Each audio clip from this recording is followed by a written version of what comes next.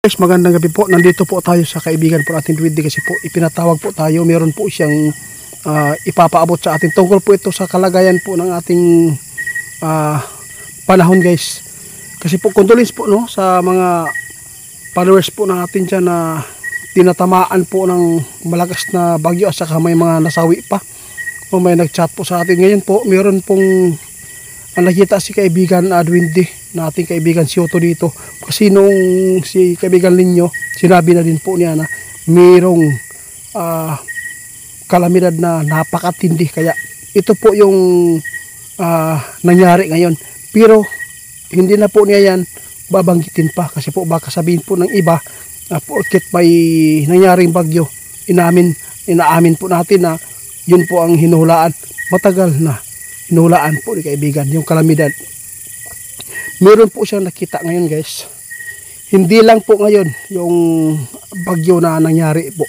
Meron pa na dapat po niyong ingatan ngayon po ang inyong mga sarili kung malapit kayo sa mga karagatan, tubig, yung mababa po ng mga bahay dyan. Meron pong sinabi si kaibigan nating Dwindy dito kanina. Kaya pinapunta tayo dito. Kasi po gusto po niya ipaabot sa inyo kung ano man po yung nangyari sa inyo, no? Meron pang darating na isang bagyo. Guys, sana po no ligtas kayo. Kaya dito tayo ngayon. Panoorin po at pakinggan po ninyo ang sasabihin ni kaibigan kung saan po kayo pupunta. Kaibigan, si Otto, maraming salamat po. Alam ko po na wala si kaibigan natin Dwindy kasi po meron po siyang trabaho po doon sa kaharian. Kaya kaibigan, sa totoo lang, sinabi din po yan ni kaibigan Dwindy Linyo na mayroong kalamidad na darating na mas mabigat, tubig. Yun po ang sinabi po ni kaibigan. Kalamidad, guys, tubig, dilubyo. Sinabi na po niya yan. Kasi yung hindi ko na lang po babanggit pa kung ano pa yung mga sinabi niya. Mayroon ipapaabot sa atin, guys. Kaibigan, pwede mo nang ipaabot po kung ano po ang inyong nakikita.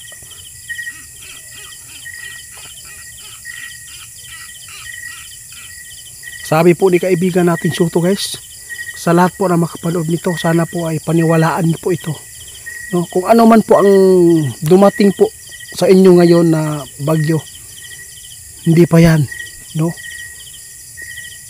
Ngayong darating po na December, yun po ang pakakaingatan po ninyo ang inyong mga anak at saka yung buong pamilya po niyo dahil po ay mayroong pinakamalakas at pinakamalaking tubig po na mangyayari. Ilang bagyo pa ba ang mangyayari, kaibigan? Sabi po niya, guys, kung sino man yung mababa na naaabot po ng tubig sa baha, dapat po lilisan kayo dyan. Sabi po ni kaibigan. Kasi marami pang bagyo na mabubuo ngayong paparating na po yung Pasko. Kaibigan, maraming salamat po, ha. Ano po ang gagawin po natin sa mga makapanood nito para po ay makapaghanda sila? Anong gagawin po nila?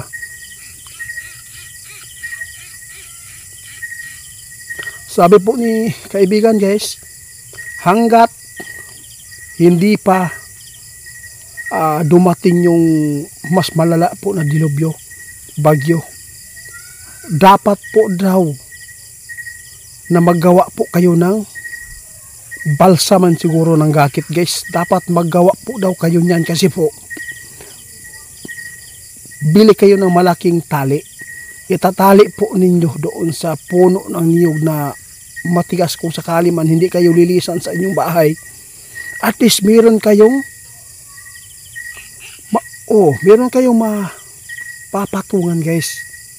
Hindi po ito, guys, no, pangloloko yung advice namin, kundi ito lang, kung susundin po ninyong utos, yung ipinapaabot ni kaibigan, salamat po kaibigan.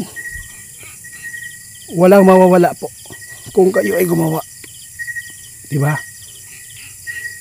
Bakit po kaibigan, kapag iwan ko lang kung bakit po mangyayari po mga dilubyo na ganito, no?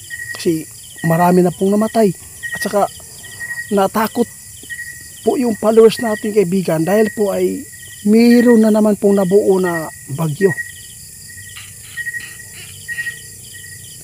Sabi po ni kaibigan Dwindi Linyo, alam mo ba kung bakit po nangyari po yung mga dilubyo na kalamidad? Dahil po sa mga ginagawa po ng mga tao na karumal-dumal na mga ginawang pagkakasala, no? Ito lang mapaabot natin kaibigan, lahat po ng tao nagkakasala. Nagpapasalamat po ako kaibigan dahil po narito po kayo, nandyan po kayo, handa po kayong magpapaabot kahit po ay kinukutya po tayo, di ba? Oo, wala nang mawawala po sa inyo guys kung sundin. Kung hindi po niyo susundin, wala din problema. Kasi noon sinabi na po ni kaibigan na mayroong malaking kalamidad na darating, dilubyo, no? Sa umpisa pa lang sa pagpatong ng 2024 guys, sinabi na yan kaibigan. Kahit pa tingnan ulit yung mga old videos namin dyan, no? Kaya si Shoto mayroon nakita na di maganda ngayong paparating po na Pasko. Kung sino man yung makapanood nito, ito ang sinasabi ni kaibigan ngayon. Hindi lang tubig, kundi delikado po yung mga area na kapag umuulan ay may mga landslide. Yun po ang tandaan ninyo. Di ba maraming na disgrasya po doon sa Liti, no? Kung sino man yung taga Liti na kung meron pa mang mga leaking dyan na mga lupa, kapag umuulan po ng malakas, kung walang tigil, alis po kayo para wala pong mangyayari po na tulad po nung nangyari noon, no?